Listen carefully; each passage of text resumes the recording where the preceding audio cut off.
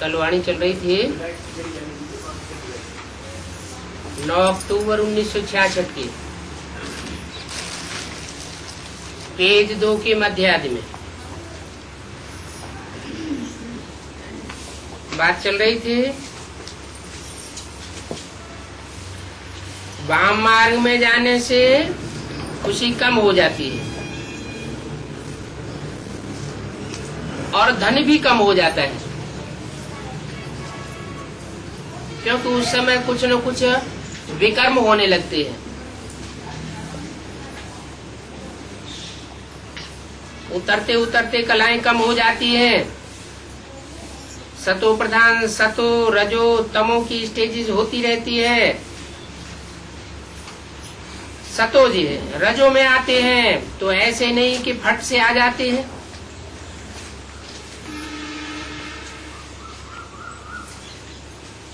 सतो से रजो में आने में भी पहले सतो रजो तमो होगा। तमो प्रधान में भी आहिस्ते आहिस्ते उतरेंगे। एक साथ एकदम उतरना नहीं होता है, धीरे धीरे सीढ़ी उतरते हैं। कला कमती होती जाती है।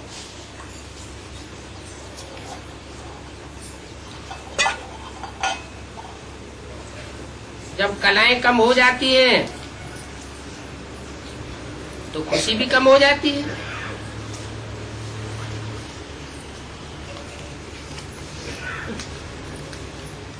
तो ऐसे नहीं कहेंगे कि सतो से रजो में आते हैं तो फट से आ जाते हैं।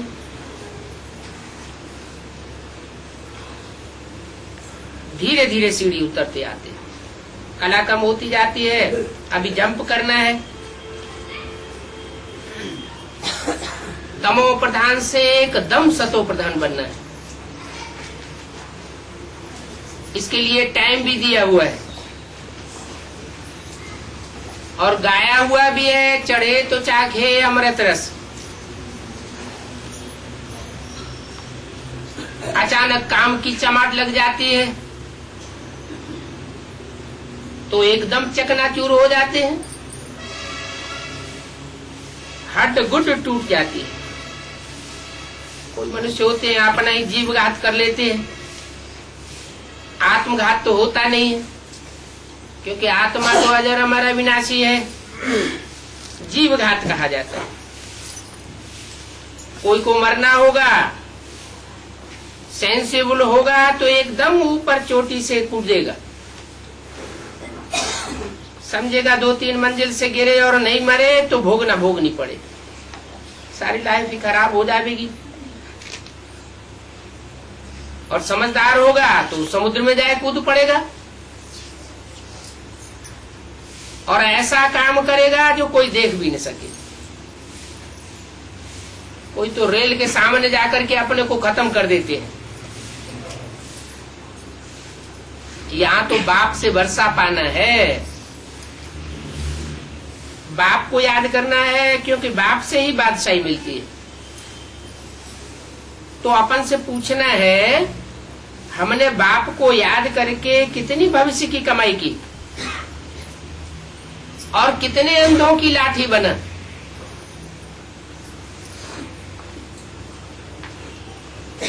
जितनी सर्विस करेंगे उतना ही ऊंच पद पावेंगे। घर घर में पैगाम देना है, ये पुरानी दुनिया बदल रही है और बाप नई दुनिया के लिए राजयोग सिखलाए रही है। सीढ़ी में सब कुछ दिखाया है।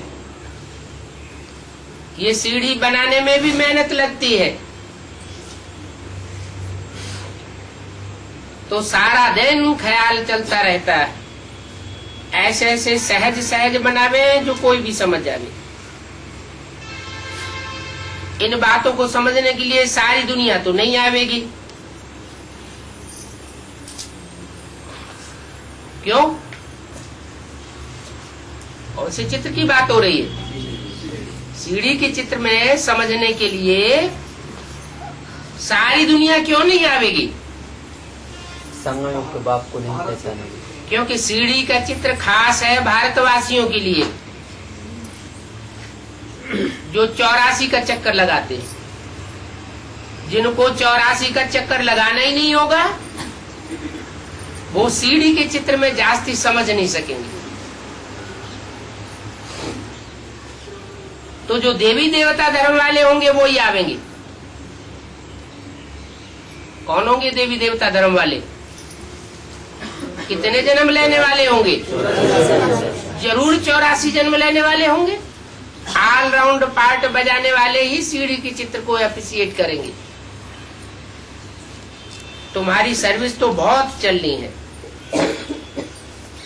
तुम जानते हो हमारा क्लास कब तक चलेगा? तो लाखों वर्ष कल्प की आयु समझते हैं, तो शास्त्र आदि सुनाते रहते हैं। समझते हैं जब अंत होगा तब सबकी सदगति दाता आवेगा। ये भी समझते हैं जो हमारे चेले हैं उनकी गति हो जाएगी और हम भी जाकर के ज्योति ज्योति समा जाएंगे। अब ज्योति ज्योति समाती है क्या? आत्मा ज्योति परमपिता परमात्मा की ज्योति में हमेशा के लिए समावेश क्या? आत्मा तो अविनाशी कही जाती है। जब अविनाशी है तो उसका अस्तित्व तो हमेशा के लिए समाप्त कैसे होगा? झूठी बातें बनाई दी हैं। ऐसा कुछ है नहीं। तुम जानते हो हम अमर बाप द्वारा सच्ची सच्ची कथा सुनाई रही है, तो अमर बाबा जो कहते हैं वो मानना चाहिए। वो तो सिर्फ कहते हैं मुझे याद करो, तो पवित्र बनेंगे। बीच बीच में औरों की याद आती रहेगी तो व्यभिचारी याद हो जाएगी। व्यभिचारी याद होगी तो पाप कर्म भस्म नहीं होंगे।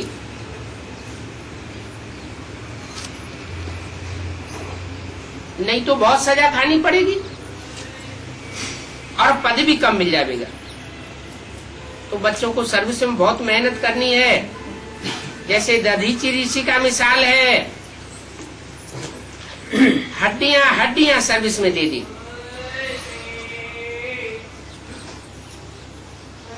कौन हुए दधीची ऋषि? है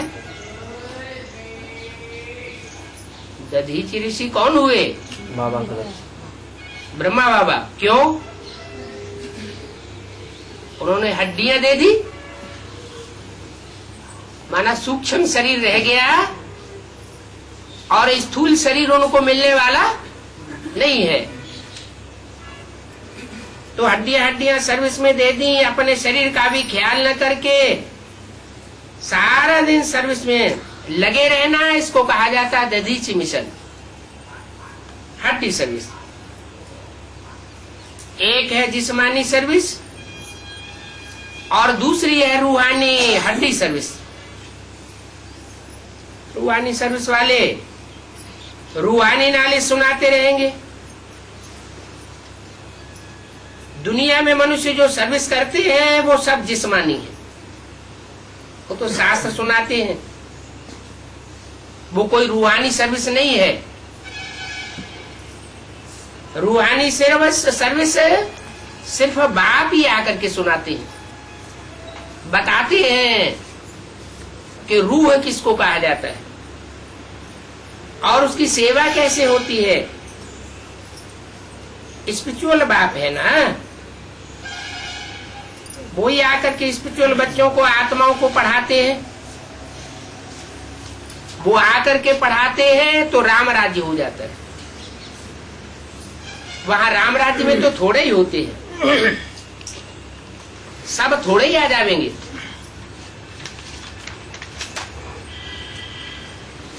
न सब पढ़ेंगे। अभी तो रावण राज्य में सब दुखी है और ये नॉलेज भी तुम्हारी बुद्धि में नंबरवार पुरुषार्थ अनुसार बैठती है। एक जैसी नालिश सबकी बुद्धि में बैठ न सके, तो बाबा सीढ़ी का चित्र करेक्ट कराए बनवाए रही। सीढ़ी में ही सारी नॉलेज आ जाती है। बाबा को ख्याल रहता है बच्चों को सीढ़ी का चित्र पहुंचाना है।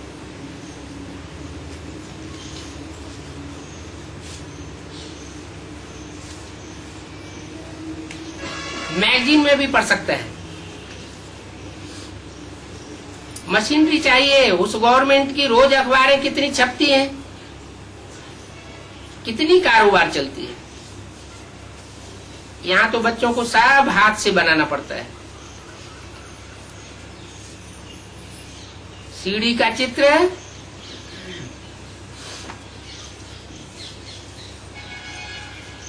और सारे विश्व का भी चित्र बनाना है। बाप कहते हैं ये अंतिम जन्म पवित्र बनो तो पवित्र दुनिया के मालिक बनेंगे। वो कहते हैं हमको तो भिख चाहिए, मुक्त चाहिए, लेकिन चित्र ऐसा क्लियर होना चाहिए जो मनुष्यों को पता पड़े कि हम ही सतो प्रधान थे और सतो प्रधान से अब तमो प्रधान बने। फिर बाबा की याद से ही सतो प्रधान बनेंगे। मनुष्य देखेंगे तो बुद्धि चलेगी, क्योंकि ये नॉलेज तो कोई के पास नहीं है। कहेंगे सीढ़ी में और धर्मों का समाचार कहाँ है? तो देखो वो और धर्मों का समाचार इस गोले में लगा हुआ है। वो दूसरे धर्म के लोग तो इस नई दुनिया में आते नहीं है, तो उनको तो सिर्फ शांति मिलती है। वो स्वर्ग की सुख की दुनिया में नहीं आते। जो भारतवासी थे वो ही स्वर्गवासी थे। भारत में वास करने वाले नहीं है तो स्वर्गवासी भी नहीं है। भारत में कौन वास करता है? खास भारत में वास करता है शिव।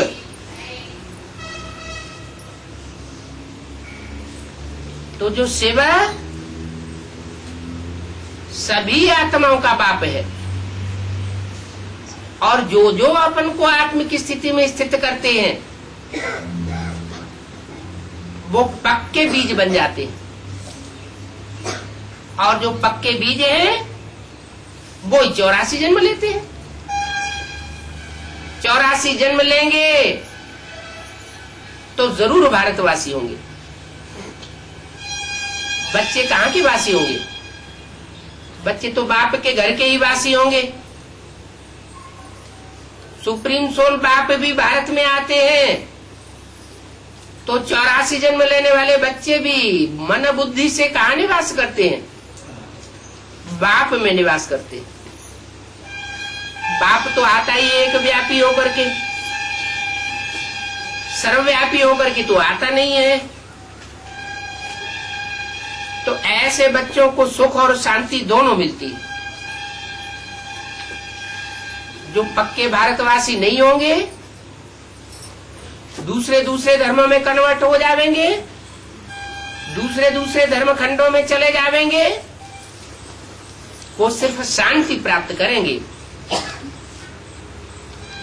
जीवन मुक्ति उनको सदाकाल की नहीं मिल सकती।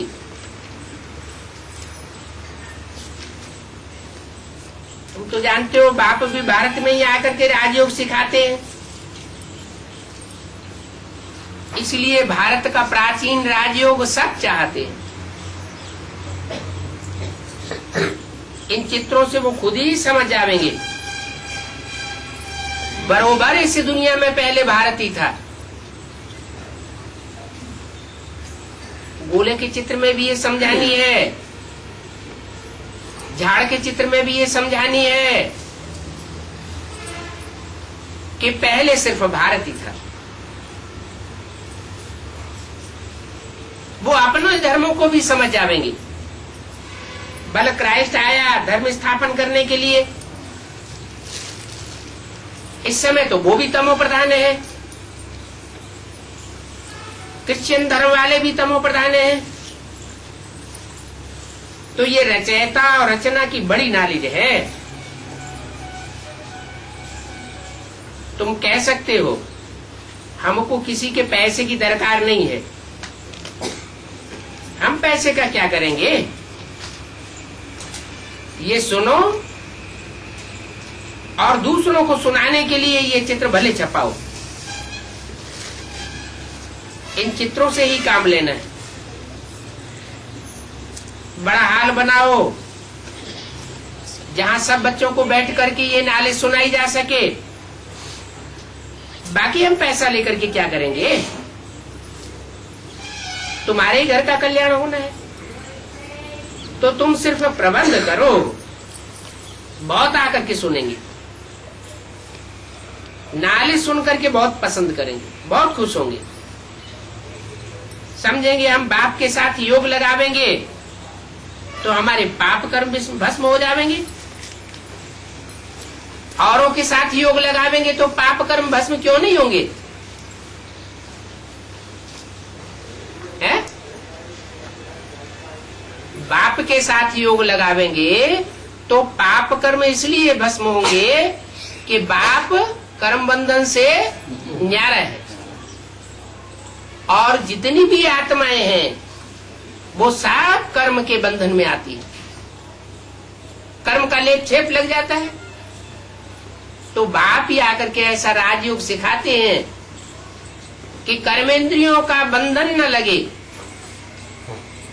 आकर्षण न हो, आकर्षण से इंद्रियां परे हो जाए।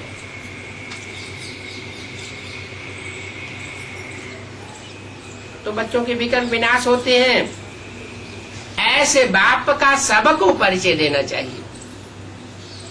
कैसे बाप का? बिंदी बाप का है, बिंदी बाप का सबको परिचय देना चाहिए। अगर बिंदी बाप का परिचय दे तो परिचय की तो कोई बात ही नहीं है। बाप तो कहते हैं नाम रूप धाम गुण कर्तव्य सब चाहिए तो परिचय पूरा होता है, समझ जाएंगे। ये नॉलेज सिवाय गॉडफादर के और कोई दे नहीं सकता, पाप कर्म भस्म कराए नहीं सकता।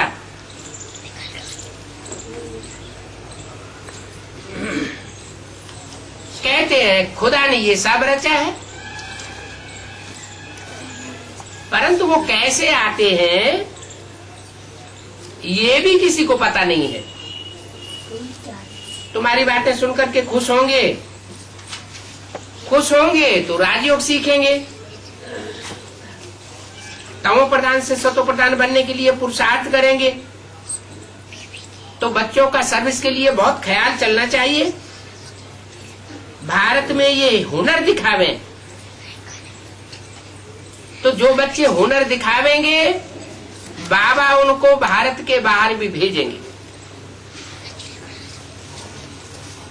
ये मिशन जावेगी, अभी तो टाइम पड़ा है, नई दुनिया बनने में कोई देरी थोड़ी लगती है। कहां भी आ चुके काज होते हैं तो 2-3 वर्ष में एकदम नए मकान बन जाते हैं। जितने बहुत कारीगर होंगे उतने जल्दी मकान बन जाएंगे, 1 मास में भी मकान बनाए देते हैं। कारीगर बहुत होते हैं, सामान सारा तैयार होता है, फिर बनने में थोड़ी देरी लगती है। तो यहाँ भी बाप कारीगर तैयार कर रही है। विलायत में मकान देखो कैसे बनते हैं, मिनटों मोटर तैयार होती है। तो देखो स्वर्ग में भी ऐसा होगा, स्वर्ग में कितना जल्दी बनते जाएंगे। सोना चांदी आदि तो तुमको बहुत मिल जाएगा। कहा मकान बनाने के लिए सोने की ईंटें होंगी, हैं? सोने जैसी चैतन्य ईंटें होंगी। चैतन्य माना कहते हैं ना ये तो सोना आदमी है, सच्चा है। तो ऐसे ऐसे सच्ची सच्ची ईंटें संगठन रूपी किला बनावेंगी। खानियों से तुमको बहुत सोना चांदी मिलेगा। हीरे ले आते हैं ना, ऐसे हीरे अभी तैयार हो रहे हैं। कहाँ है? ज्यादा हीरे कहाँ तैयार होते हैं? अफ्रीका में। ऐसे हीरे अभी तैयार हो रहे हैं। हुनर तो सब सीख रहे हैं ना। साइंस का देखो कितना घमंड चल रहा है। ये साइंस फिर वहां तुम्हारे काम आवेगी। यहां सीखने वाले फिर वहां जन्म ले ये काम लावेंगे। उस समय तो सारी दुनिया नई हो जाती है और ये रावण राज्य खत्म हो जाता है। असली साइंस तुम्हारे काम आ जाएगी। क्या है असली साइंस?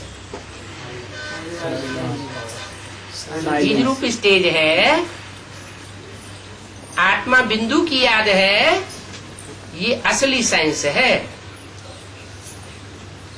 जितने हम सूक्ष्म आत्मा बनते जाएंगे, बुद्धि एकाग्र होती जाएगी, तो प्रकृति सारा साथ सामान तैयार करेगी। हमें कुछ भी करने की दरकार नहीं रही। तो सारी दुनिया नई हो जाती है, रावण राज्य खत्म हो जाता है। वहां 5 तत्व भी कायदे मुजब सर्विस में रहते हैं। क्यों? क्योंकि मनुष्य की प्रकृति एकाग्र हो जाती है। जब मनुष्य का स्वभाव संस्कार एकाग्र हो जाता है, तो 5 तत्व भी अपनी जगह सेट होकर के अपना कार्य करते हैं और स्वर्ग बन जाता है।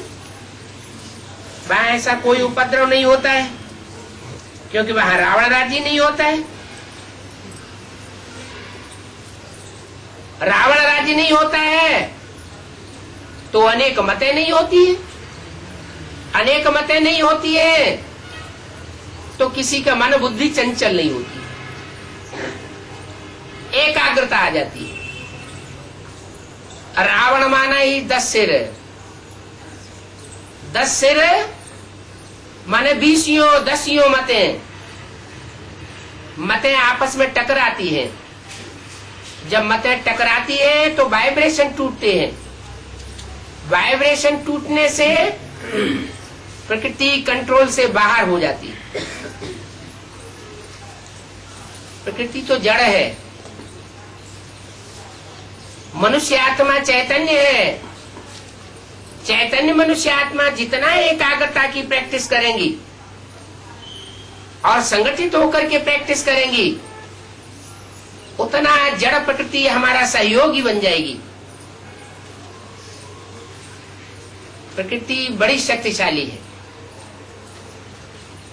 सात्विक स्टेज में भी शक्तिशाली है और तामसी स्टेज में भी शक्तिशाली है, लेकिन जड़ है। जड़त्व में अपनी ताकत नहीं होती है। आत्मा चैतन्य है, चैतन्य में अपनी ताकत होती है। चैतन्य आत्मा जड़त्व को कंट्रोल कर सकती है। पशु पक्षी है, कीड़े मकोड़े हैं, इनमें जड़त्वमयी बुद्धि है। जड़त्वमयी बुद्धि होने के कारण मनुष्य इनको कंट्रोल कर लेता है।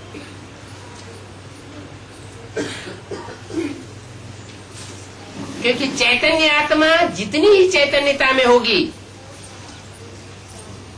उतना ही दूसरों को कंट्रोल कर सकती है और 5 जड़ तत्वों से परे रह सकती है।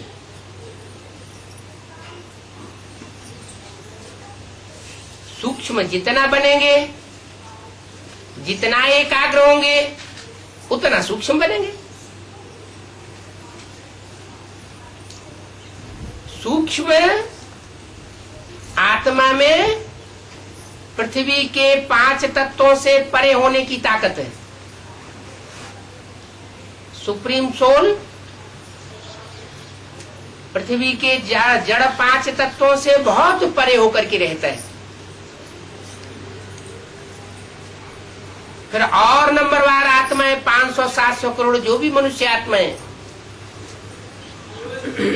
वो भी उतनी ही परे होकर के रहेंगी जितनी एकाग्रता उनमें होगी। तो अभी एकाग्रता की शक्ति जितनी हम बढ़ाते जाएंगे उतना प्रकृति को कंट्रोल करेंगे। अनेक जन्म भी अपने शरीर की प्रकृति को कंट्रोल कर सकते हैं। प्रकृति का पुतला, श्रेष्ठ पुतला है मनुष्य शरीर। मनुष्य शरीर में जब अनेक प्रकार की बीमारियां पैदा होती हैं तो इससे साबित होता है कि मन बुद्धि रूपी आत्मा एकाग्रता से परे चली गई। तो सुप्रीम सोल बाप आकर के अभी बता रहे हैं कि ये राजयोग की प्रक्रिया, इससे अनेक प्रकार की बीमारियों को ठीक कर सकते हैं, अपनी बीमारियों को भी ठीक कर सकते हैं, औरों की बीमारियों को भी ठीक कर सकते हैं। ऐसी ऐसी प्रक्रियाएं अभी चल रही हैं, ऐसी ऐसी पैथी चल रही है। वो सब वाइब्रेशन की एकाग्रता के ऊपर आधारित है।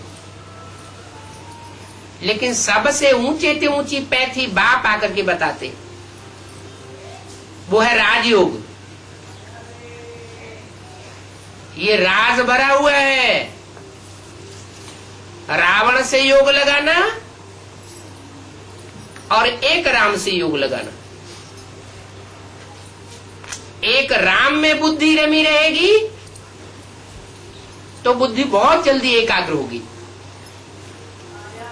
और जितना ही रावण के अनेक सरों में बुद्धि घूमती रहेगी, अनेक मतों को रिसीव करती रहेगी, उतना बुद्धि चंचल होती है। हिस्ट्री में भी ये बात आई है। जितने जितने धर्म पिताएं आए उन्होंने अपनी अलग अलग मतें दी, महात्माओं ने अपनी अलग अलग मतें दी। उन अनेक प्रकार की मतों से बुद्धि भ्रमित होती गई। बुद्धि भ्रमित होती है तो एकाग्र नहीं हो सकती। अब ये एक बाप आकर के बताते हैं कि मनुष्य मनुष्य को ऊपर उठा नहीं सकता, क्योंकि मनुष्य साफ विकारी बनते हैं। मैं आता हूं तो विकारी मनुष्य को निर्विकारी देवता बनाता हूं। निर्विकारी देवताएं सब प्रकार के सुखों को भोगने के अधिकारी। प्रकृति स्वतः ही उनको सब प्रकार के सुख देती है, उन्हें कुछ भी करना नहीं पड़ता। स्वर्ग में कोई धंधे नहीं होंगे, कारखाने नहीं होंगे, कोई को नौकरी नहीं करनी पड़ेगी, कोई को दास दासी बनने की कोई ऐसी दरकार नहीं है। वहां कोई थकान ही नहीं होगी किसी को। यहाँ तो इस दुनिया में थकान होती है। थकान इसलिए होती है कि आत्मिक स्थिति नहीं रहती है, देहभान रहता है।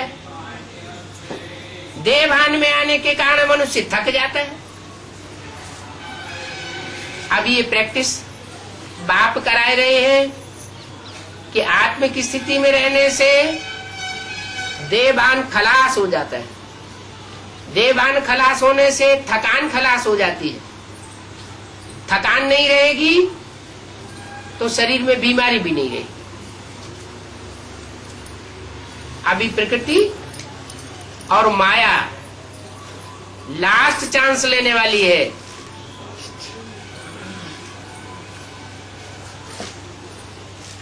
हम बच्चे जितना आगे बढ़ने की कोशिश करते हैं, माया रावण उतना ही तीखा होता जाता है। फाइनल पेपर में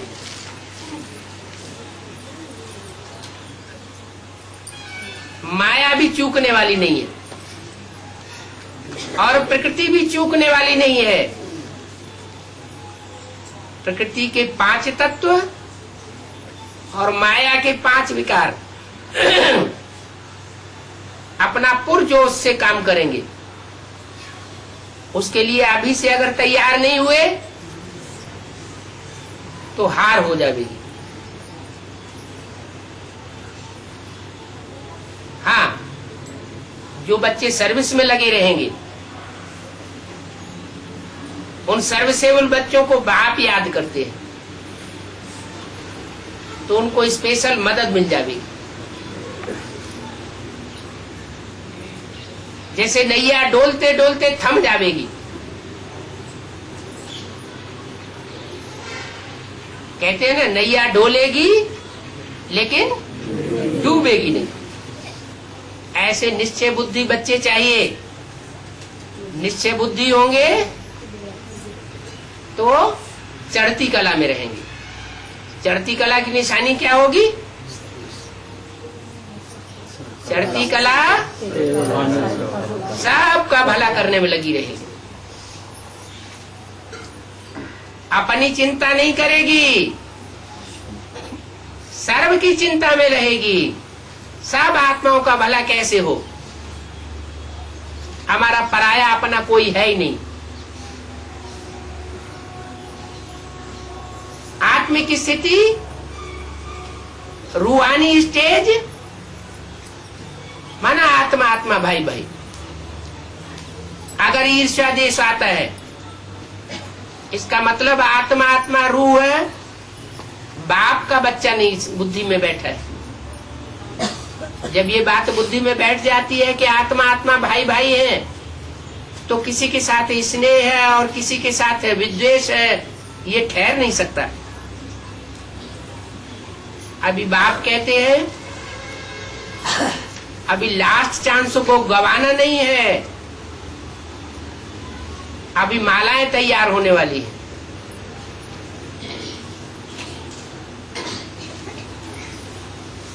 मालाएं तैयार होंगी तो उससे पहले का जो पीरियड है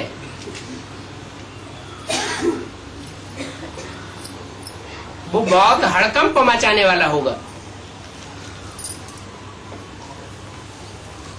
अभी भी शांति चल रही है। शांति के टाइम में हर आत्मा अच्छे से अच्छा पुरुषार्थ कर सकती है। ये चिंता नहीं करनी है कि अभी तक पुरुषार्थ में कुछ बढ़ोतरी तो हो नहीं पा रही है, पीछे ही हटते जा रहे हैं। स्वर्ग कैसे बन जाएगा?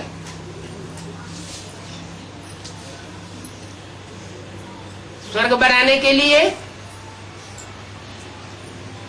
कोई ऊपर से अलग से कारीगर नहीं आवेंगे। जो बाप के आत्मिक स्थिति वाले बच्चे हैं वो ही संगठन तैयार कर रहे हैं। संगठन का किला ऐसा बन रहा है जिसमें कोई भी विकारी प्रवेश न कर सके। अभी तो बाप की सभा में ऐसे लोग आ जाते हैं, विकारी भी बनते रहते हैं, सामने आकर के भी बैठ जाते हैं। देखें इनको पता चलता है कि नहीं पता चलता है। बाप कहते हैं मुझे क्या दरकार पड़ी है एक एक को जानने की, जो जैसा करेगा वैसा पावेगा। वाइब्रेशन अगर संगठन में खराब होते हैं तो उसका फल उसे भोगना पड़े।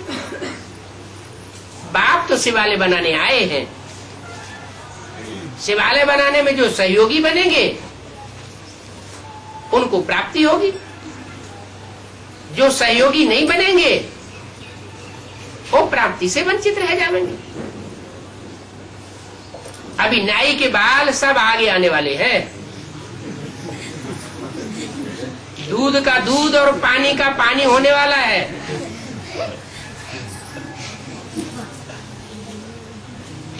अपने अंदर कोई बहुत चालाकी न समझे। बाप तो बहुत रमतू रमजवाज है।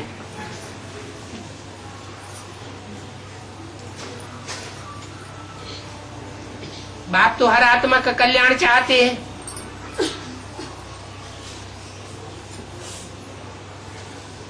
जो अपकारी है उनका भी कल्याण चाहते हैं, इनका भी उद्धार हो जाए।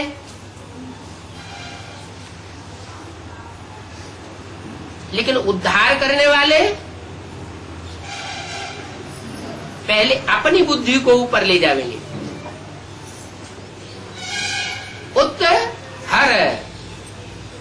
उत्त माना ऊपर, हर माना हरण करके ले जाना। अगर बुद्धि लगातार ऊपर बनी रहे, जैसे हवाई जहाज में जाते हैं तो नीचे की चीजें छोटी छोटी दिखाई पड़ती है,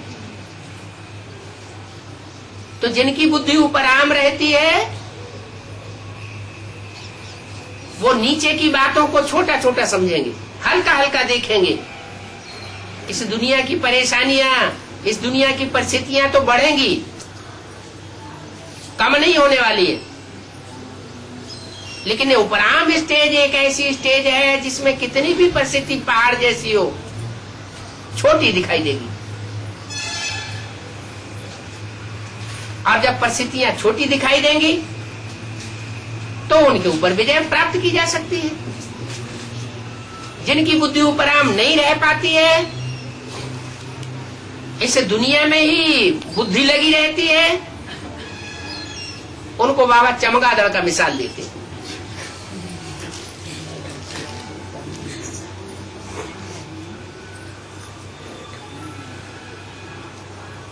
सर नीचे लटकता है, माना बुद्धि नीचे जाती है जमीन की ओर।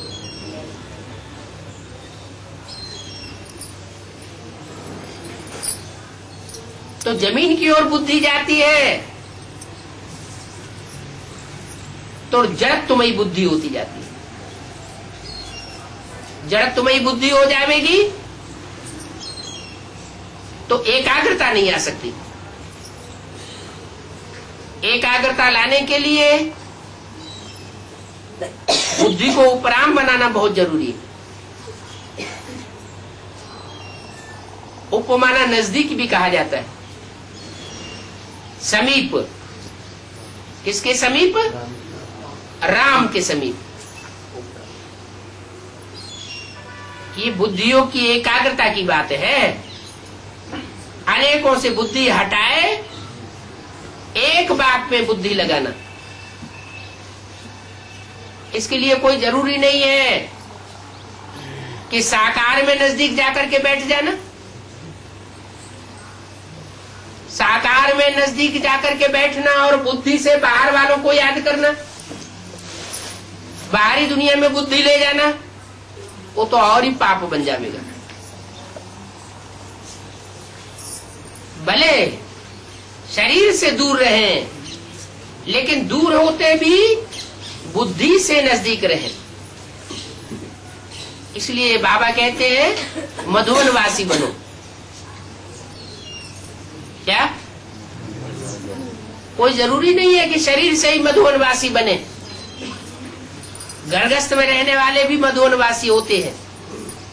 बांधेली माताएं घरगस्त के बंधन में बंधे हुए होते हुए भी उनकी बुद्धि मधुवन में रखी रहती है, बाप की याद में रहती है।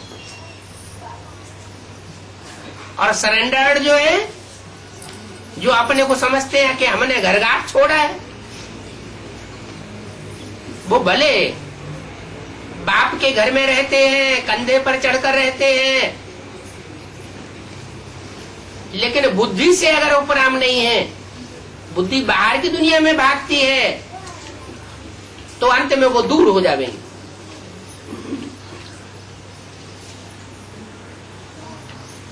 अभी तो सब बच्चों को परमधाम वापस जाना है। कौन से परमधाम में है? निराकारी दुनिया में जाना है, या इस सृष्टि पर जो निराकारी दुनिया बनेगी उसमें जाना है? फिर ये जो फैलाया हुआ है ये छोड़ सकेंगे? है पड़ेगा। जब पड़ेगा तो मजबूरी हो गई, वो तो खींच लिया सो खून बराबर, उसमें तो प्राप्ति होने वाली नहीं है। जो सहज सहज होता है वो प्राप्ति की चीज है। तो बाप अभी कहते हैं कि दुनिया के सारे धंधे धोरी अब चौपट होने वाले हैं, सब धंधों में नुकसान होने वाला है। तो उन धंधों से बुद्धि को खींचते जाएं। क्या करें फिर? ईश्वरीय सेवा में बुद्धि लगाते जाएं, प्लानिंग करें। ऐसी ऐसी प्लानिंग जिनकी बुद्धि में चलती रहेगी कि कैसे इस दुनिया से उपराम होवे, तो वो निराकारी संगठन में पहले पहुंचेंगे। जो जितना जल्दी पहुंचेगा वो उतना ऊंचा नंबर लेगा। निराकारी बनने के ऊपर सारा मदार है। निराकारी बनेंगे, निर्विकारी बनेंगे, निर्विकारी बनेंगे, अहंकार देह का नहीं रहेगा। देवताओं को देह का अहंकार होता ही नहीं, देह का सुख भोगते नहीं। वो तो श्रेष्ठ इंद्रियों का सुख भोगते हैं, ज्ञान इंद्रियों का। तो हम भी अपने अंदर झांक करके देखें कि हमारी अवस्था कहां तक बनती है। निराकारी स्टेज है, अमृत वेले हम कहां तक बना पाते हैं? अमृत वेला तो फाउंडेशन वेला है ना। जैसे संगम युग है फाउंडेशन वेला 84 जन्मों का, ऐसे ही हर दिन के पुरुषार्थ में अमृत वेला है फाउंडेशन वेला।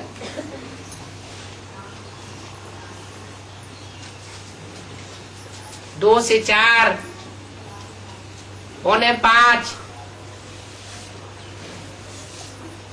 उस समय खास ध्यान देना है कि आत्मिक स्थिति कितनी बनती है और कुंभकर्ण का वार कितना होता है। ज्ञानी आत्मा होगी तो उस पर छठा विकार ज्यादा वार करेगा, सुस्ती।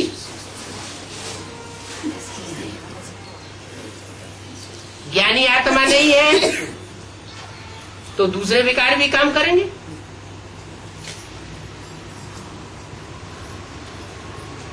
अलार्म में घड़ी में अलार्म लगाएंगे कि हम उठ के बैठ जाएं, उठ के बैठेंगे और काम विकार हावी हो जाएगा।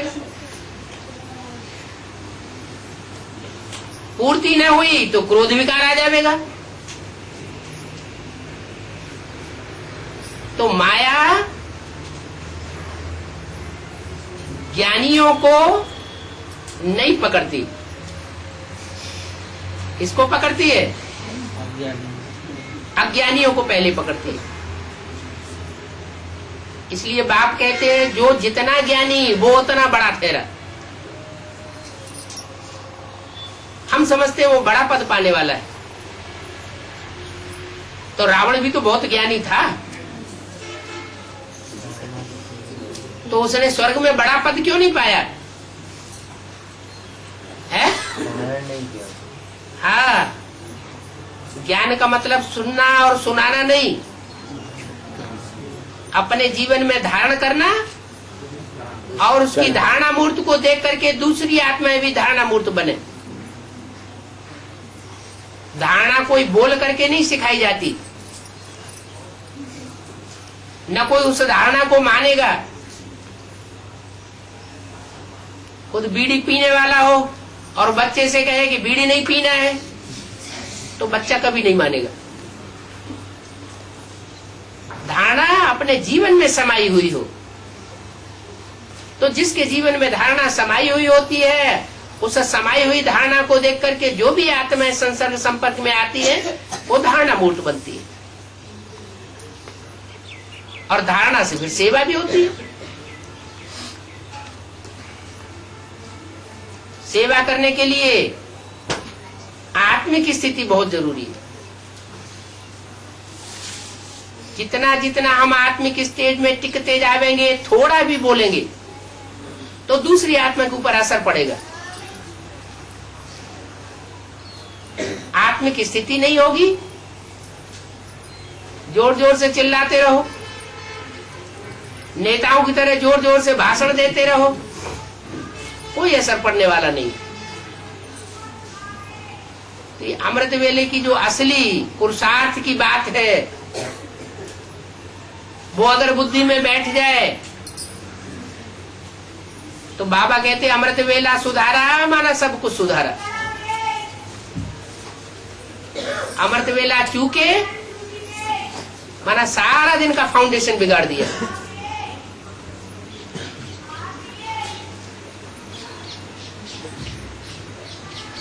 अभी जैसे जैसे समय नजदीक आता जाता है, जो पावरफुल आत्माएं हैं उनका अमृत वेला सुधरता जाता है।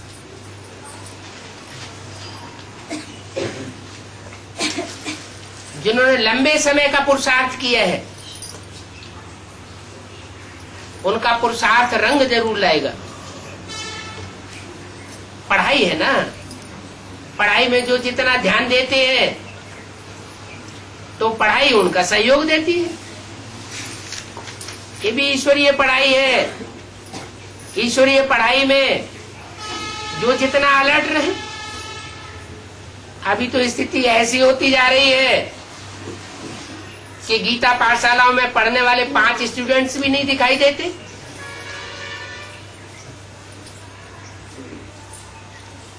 अगर कोई है भी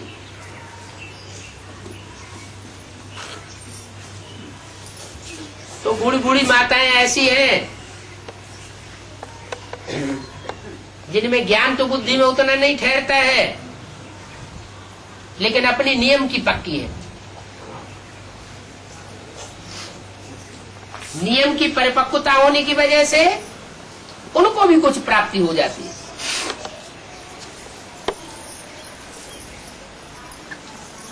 पांडवों के वाइब्रेशन और शक्तियों के वाइब्रेशन दोनों के बीच में पावरफुल कौन रहता है? क्यों? शक्तियों के वाइब्रेशन में पावरफुल स्टेज क्यों बन सकती है? धारणा है, क्योंकि प्योरिटी की पावर है। विजयमाला में प्योरिटी है तो प्योरिटी की पावर के कारण काम जल्दी सफल हो जाएगा। जो अभी मुरली में बोला कि मिनटों मोटर तैयार होगी, संगठन बनने में देर नहीं लगेगी। अभी संगठन बिखरते क्यों जा रहे हैं? गीता पाठशालाओं में पहले जो ज्यादा से ज्यादा लोग इकट्ठे होते थे, अब वो गीता पाठशालाएं क्षीण क्यों होती जा रही है?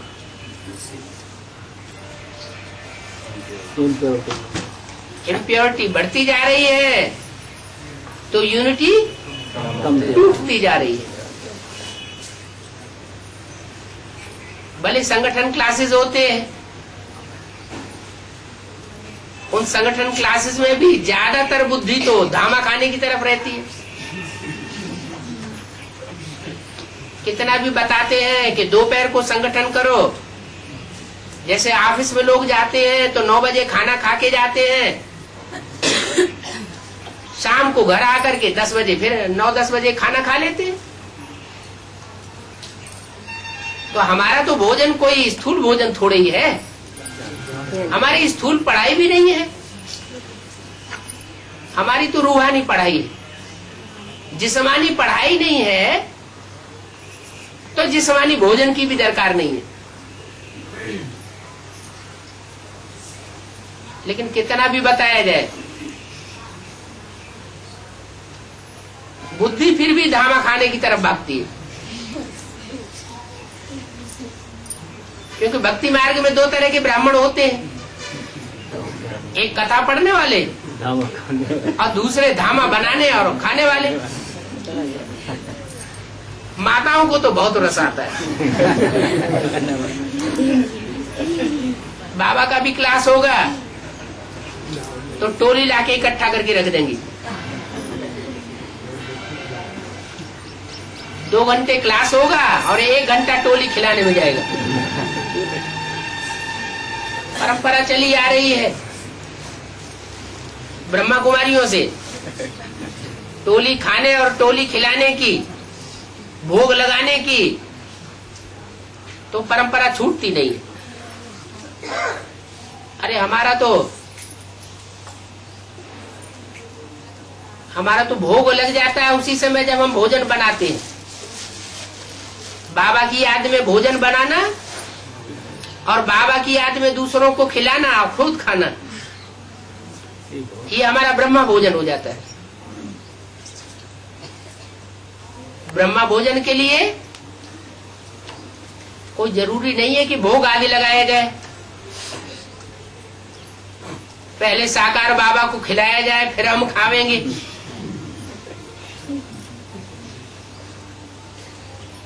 भगवान आता है इस स्थूल भोग का भूखा नहीं है।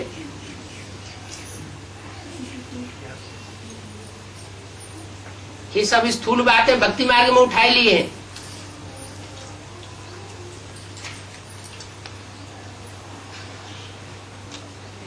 भोगी और योगी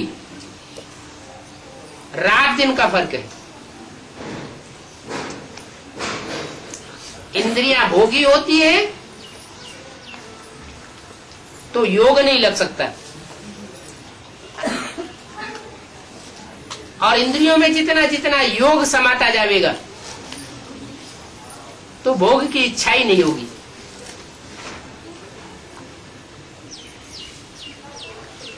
भूख की कम हो जाती है। सिर्फ भूख की बात नहीं है, खाना पीना सोना सब शॉर्ट हो जाता है।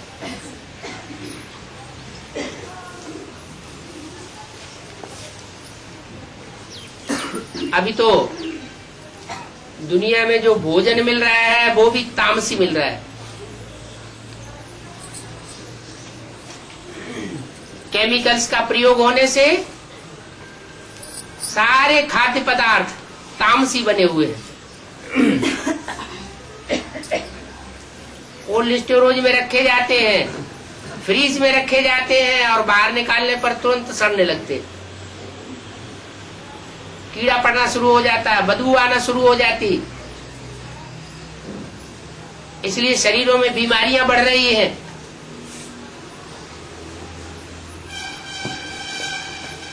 इतना हुजूम ब्रह्मा कुमारों का इकट्ठा हुआ और इतना हुजूम प्रजापिता ब्रह्मा कुमार कुमारियों का इकट्ठा हुआ। बेसिक नॉलेज और एडवांस नॉलेज, लेकिन ये किसी की बुद्धि में नहीं आता है कि हम अन्न शुद्धि के ऊपर ज्यादा ध्यान दें। अन्न दोष और संग दोष, इनमें जब तक परिवर्तन नहीं आएगा बुद्धि सुधर नहीं सकती, बुद्धि का परिवर्तन नहीं हो सकता। बीकेज में भी और पीबीकेज में भी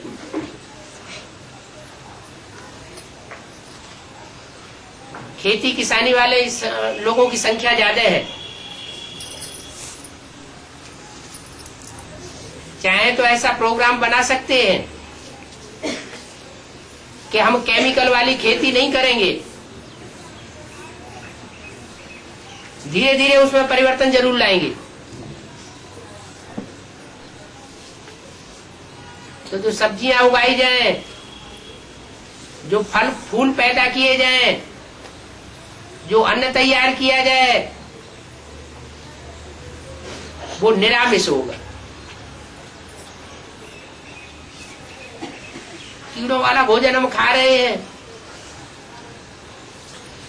तो बुद्धि कैसे सुधरेगी? सवाल ही पैदा नहीं होता। संग दोष का भी यही हाल है।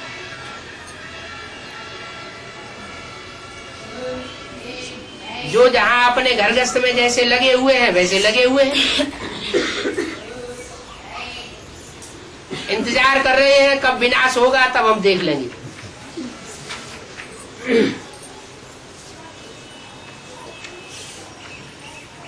तो जब विनाश होगा फिर समेटना शुरू करेंगे, उस समय तो टाइम ही नहीं मिलेगा।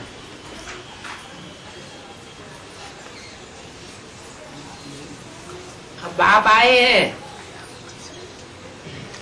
वो तो इशारा भी दे देते हैं मैंने बंदरों की सेना ली है।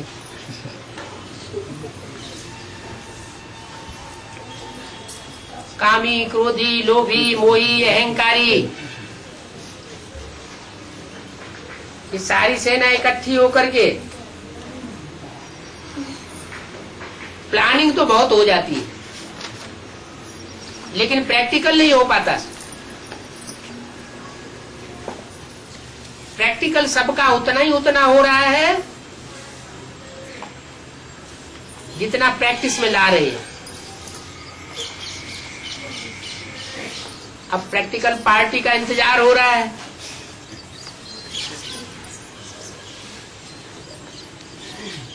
पहली मूर्ति सुनने सुनाने वाली, उसको तो 14 साल लग गए प्रत्यक्ष होने में।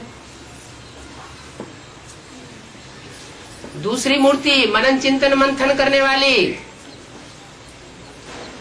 उसको प्रत्यक्ष होने में 7 साल लग गए, 69 से लेकर के 76 तक। अभी तीसरी मूर्ति का इंतजार हो रहा है, तो सोचते हैं कि 3-4 साल अभी और पड़े हैं।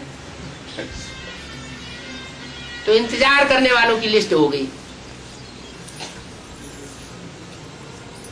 माना जो भी करना है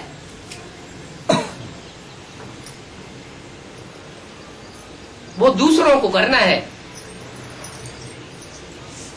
हमें नहीं करना है।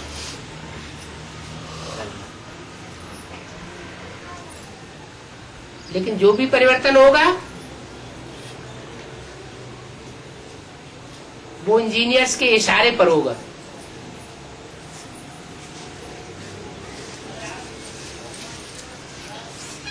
प्लानिंग पार्टी बहुत दमदार पार्टी है। क्यों? क्योंकि शिव की माला है। क्या? विष्णु वाला देवताओं की माला है और रुद्रमाला शिव की माला है। रुद्रमाला, हाँ जी, रुद्र शिव को कहा जाता है। तो ज्यादा महत्वपूर्ण माला कौन सी हुई? रुद्रमाला ज्यादा महत्वपूर्ण है। तो प्लानिंग को प्रैक्टिकल में लाने के लिए भी आगे बढ़ना चाहिए। ऐसे नहीं कि दूसरा ही आगे करेगा तभी हम करेंगे, नहीं तो वही बात हो जाएगी, बाहर वाले ले जावेंगे, अंदर वाले रह जावेंगे।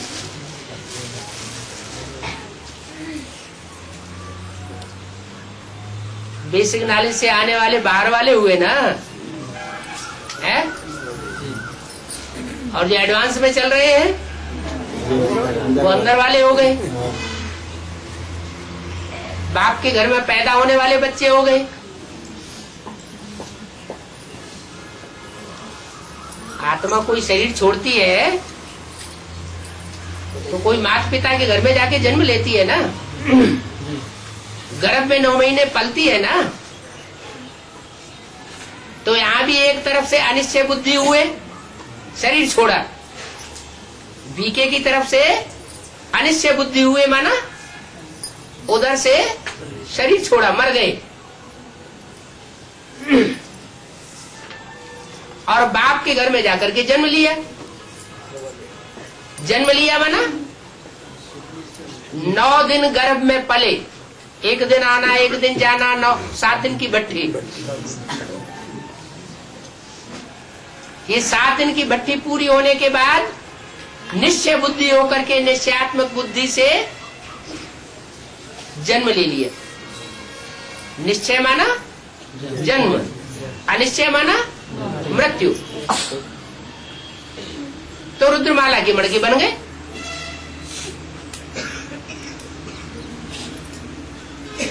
अब क्या करना है?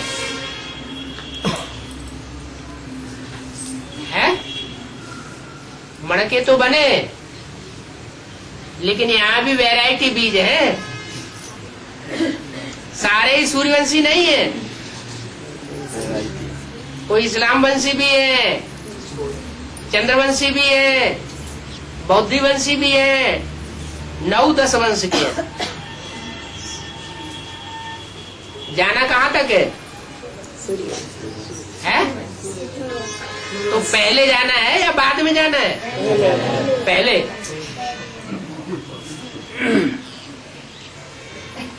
पहले जाने वाले अष्ट देवों के कुल तक पहुंच जाएंगे। क्या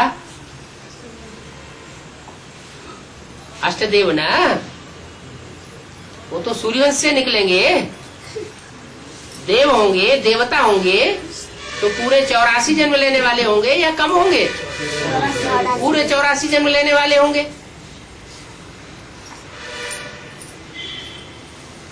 तो जो पूरे 84 जन्म लेने वाले होंगे वो तो अटल है, अविनाशी आत्मा है।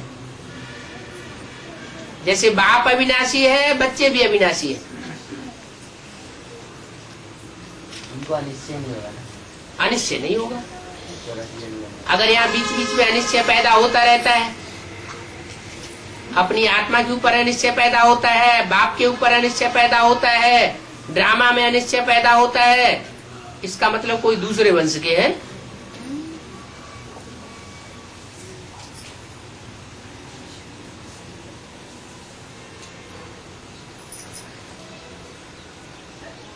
जब गीता में लिखा हुआ है कि मैं आकर के ये ज्ञान सबसे पहले सूर्य को देता हूं, तो सूर्य पहले किसको देगा? अपने सूर्यवंशी बच्चों को देगा या सबको देगा? सूर्यवंशी बच्चों को देगा।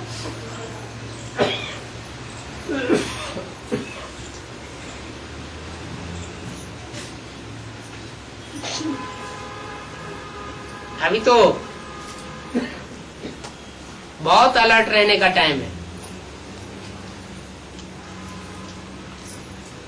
पूरे कल्प की बात ही है। चूक गए तो गए काम से। ओम शांति।